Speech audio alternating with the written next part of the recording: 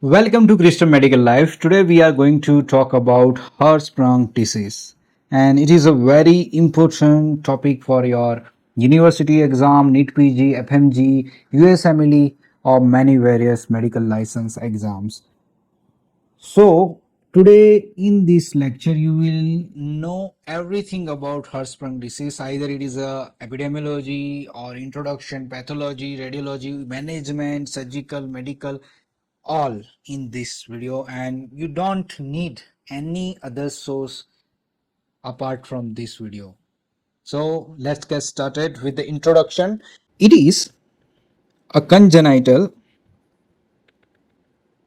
aganglionic megacolon. So if anyone asks you what is Hirschsprung disease, then you have to say that it is a congenital aganglionic megacolon. Next thing, what it causes? It causes functional obstruction of the colon due to failure of ganglion cells to migrate to the wall of the colon. You have to write with me, otherwise your note will be incomplete. So now you understand that it causes a functional obstruction, not a permanent obstruction. So whenever you do the digital rectal examination, meconium will come out from the baby. This condition is described by the Harald Hirschsprung, okay, in 1888 in two infants, and the first rectal biopsy was taken by Swanson in 1950.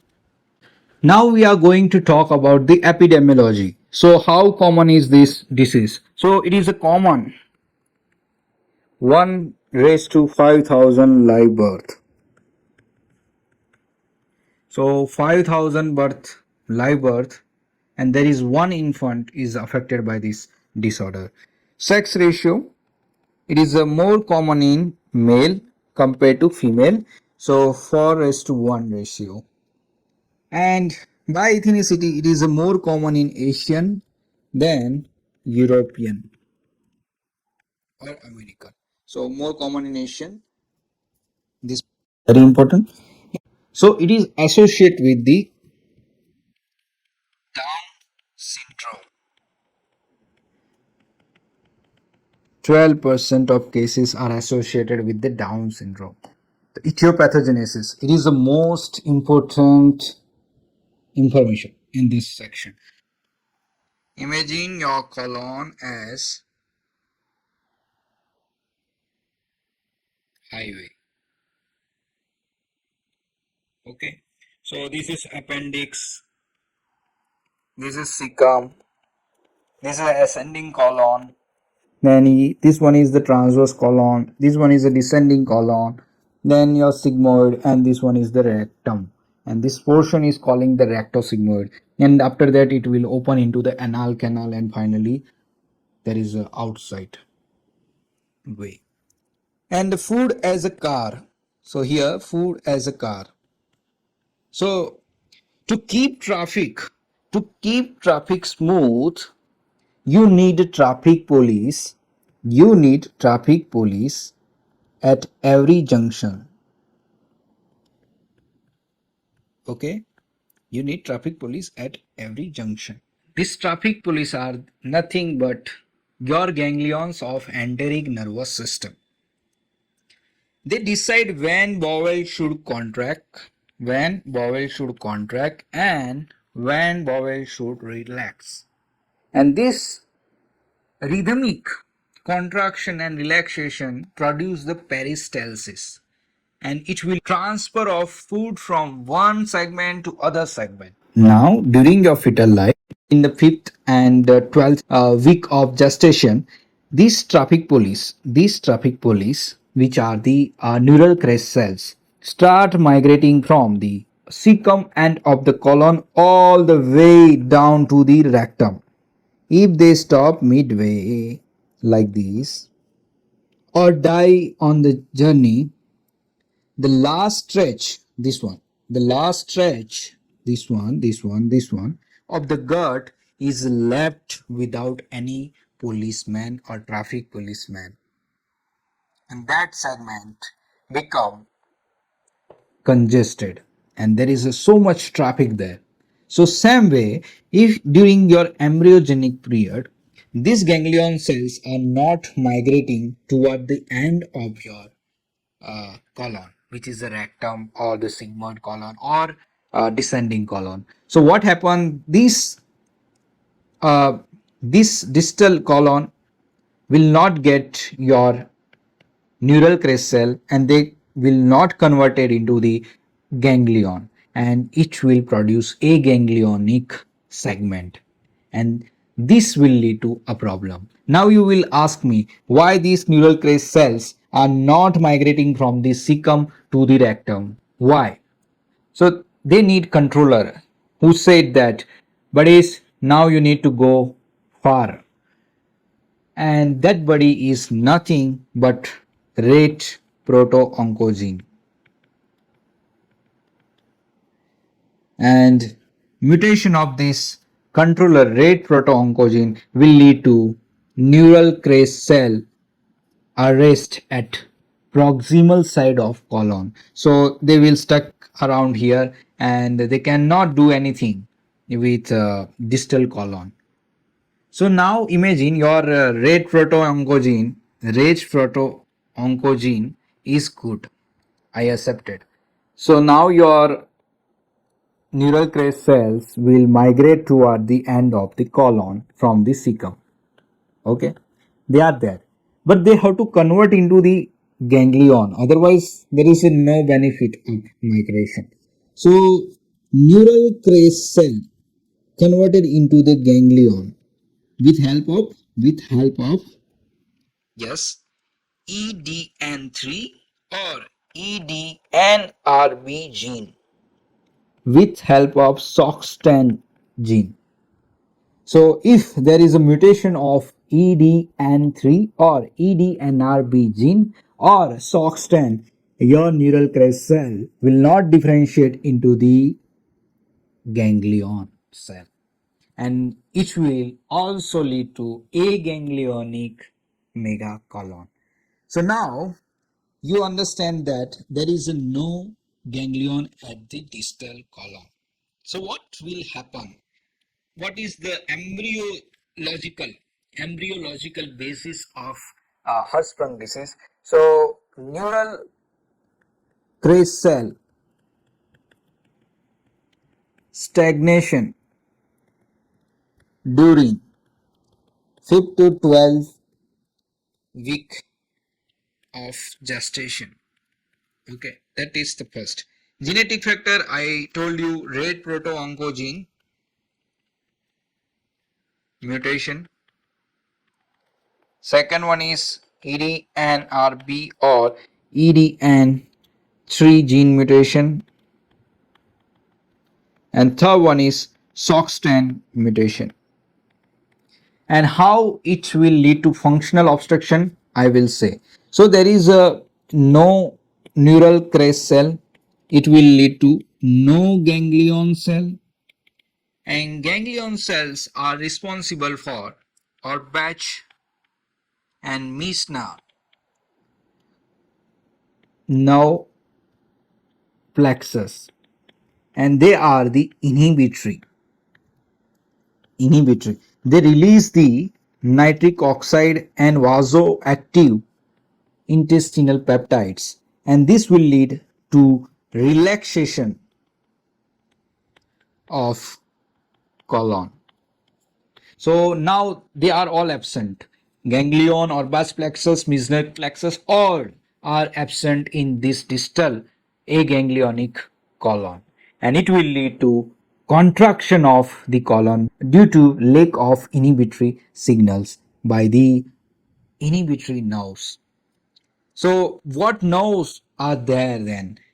There are excitatory nerve bundles, and they release the acetylcholine, and these nerve fiber will contract your distal part of colon and will lead to like this. So this is the proximal and this one is the distal colon. So all meconium will accumulate on the proximal side of colon and fetus will not eject this meconium after the birth. So most important symptom is failure to pass meconium within 48 hours of birth. So there is a phenotypic spectrum. So not all individuals are affected by same type of disease. So most common is short segment Hirschsprung disease. So it will affect only rectosigmoid part and it is around 80%. Then long segment Hirschsprung disease in which it extend beyond the sigmoid.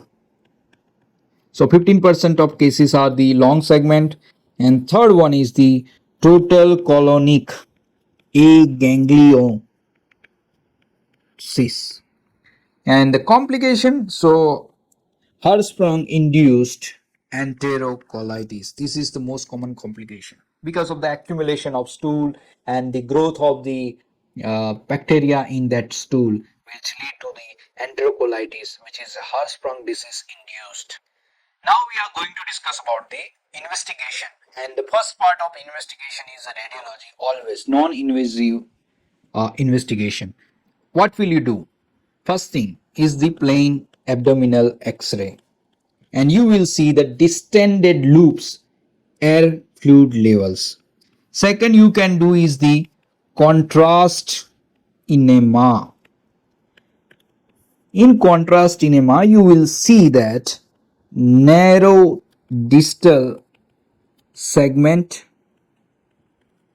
Then second thing is transitional zone and dilated proximal segment. So like this you can see in the radiological image which I took from the internet. Now pathological investigation, and it is a gold standard investigation, and I am pathologist, so I want to tell you that biopsy is must in these cases. Suction rectal biopsy, you need to know these things. Gold standard test. What will you say? If you know pathogenesis, then there is no requirement of rectifying or muggifying these things. Nothing to worry about these things. So there is no ganglion. So you will write like what will you see on the biopsy? So absence of ganglion cell in submucosal plexus. First thing you will see. Then second, you will see the excitatory nerve fibers which are hypertrophied because there is no inhibitory signals. So there is a constant triggering of the nerve fiber to the muscle. So they are very hypertrophied. So you will see the hypertrophied nerve bundles. And if you are measuring that nerve diameter, it would be 40 micrometer. And also you will see acetylcholine esterase activity, and you can check by the histochemistry. So it will show the abnormal staining pattern. In normal condition, there is no AC acetylcholine esterase activity, but here there is a lot of activity, and calretitin stain you can use, and it is a negative in the Hirschsprung disease. Also, you can do the ganglion cell marker, which is the NSC neural specific esterase, and other ganglionic marker IC you can do. So these are two ISC you can perform. One is positive, one is negative. One common question from all three specialty like medicine, radiology, and pathology, they are asking the differential diagnosis of the Hirschsprung disease, and you can write like this. First one is the meconium ileus. Second one is the small left colon syndrome. Third one is the intestinal atresia. Fourth one is severe hypothyroidism. Fifth one is the chronic idiopathic constipation. So now we are going toward the management of the Hirschsprung disease. So you have to do surgery, bro. There is no other option of medicine or any drug which can cure magically. No, there is no drug for Hirschsprung disease. So you have to do surgery, and before surgery, you have to stabilize that patient. The first one is the stabilization, and stabilization you have to do rectal irrigation to decompress colon. So there is a lots of stool product inside the proximal colon. You have to remove it and to decompress that segment, otherwise bowel will blast. You can start IV fluids, electrolytes, check and correct, because during the decompression there is a issue with the electrolyte, so you have to manage that also. And for the uh, Hirschsprung induced enterocolitis, you need to introduce broad spectrum antibiotics. So now you have to perform surgery. So there are various type of surgery. I will tell you four type of surgeries. So first, Swanson procedure, in which you will do the resection of that aganglionic colon, and you will anastomose colon with the anal canal, which is called coloanal anastomosis. So this is Swanson procedure. Second is Shaw procedure, and this is nothing but endorectal pull through with submucosal dissection. Third one is Duhamel procedure. So this is retrorectal pull through surgery. And last one is the transanal endorectal pull through procedure. So now we are heading toward the risk factor for poor prognosis, poor outcome. So now there are so many risk factors. So first, if your patient is having the long segment Hirschsprung disease, then I'm sorry, there is a poor prognosis, because we have to take out so much of the colon, and it will lead to various type of consequences, which will hurt patient throughout the life.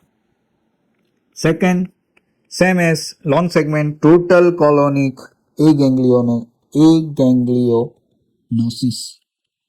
This is also a poor prognostic factor. Third one is the associated anomalies like Down syndrome. So recent advances. So genomic. Now we have next generation sequencing, and here you can able to measure or detect all type of rate from proto. So you can detect all type of mutation in the rate proto-oncogene or EDNRB gene or SOX10 gene. So there is a panel, and that panel will uh, detect all this type of mutation in one go. Next is the stem cell therapy. So this is done in the organoid model. So we develop the 3D cell culture, and we now see that if we introduce the neural crest cell stem cells, so can we migrate them toward the distal end of the colon in this organoid structure and produce the ganglion by differentiation by these EDNRB gene, and we can develop ganglionic colon from the aganglionic colon. And now there is a AI enhanced contrast enema is available in market. Subscribe to my YouTube channel. I will bring more and more lectures